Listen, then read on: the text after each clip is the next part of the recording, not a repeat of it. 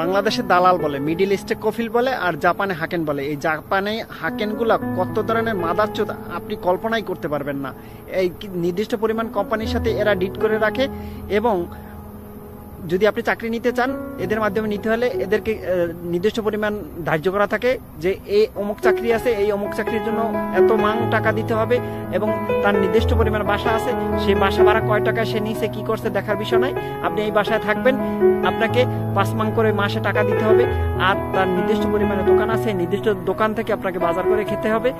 আবার সেই আপনি ভিসা এক্সটেনশন করতে যাবেন তখন তো এই হাকানের মাধ্যমে ভিসা এক্সটেনশন করতে হবে, এবং নির্দিষ্ট পরিমাণে আপনাকে 1 বছর ভিসা তুলে দেবে, আপনাকে 20 মাং 40 মাং 30 মাং যার কাছ থেকে যা নিয়ে পারে টাকা নিবে।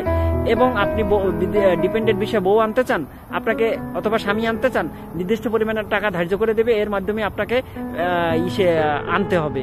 এই যে জাপানে হাকেনের যে এত উৎপাত, আনবিলিভেবল, কল্পনাই করতে পারবে না। এত কত ধরনের শুয়ারের বাচ্চা এগুলা মানে আপনাকে ব্যাখ্যা দিয়ে শেষ করা যাবে না। তো এই হাকেনের পাল্লায় যারা পড়ছে তারাই বুঝবে এদেরকে যন্ত্রণা কতটা।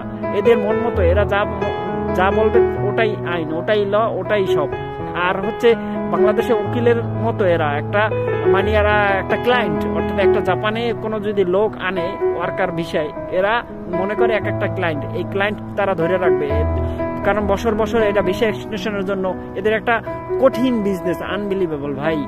তো দয়া করে এই হাকেনের পাল্লা করে কেউ জাপানে আসবেন না, কারণ খুবই বর্ণনা বাইরে এরা যে কতটা জঘন্য, কতটা স্টুপিড।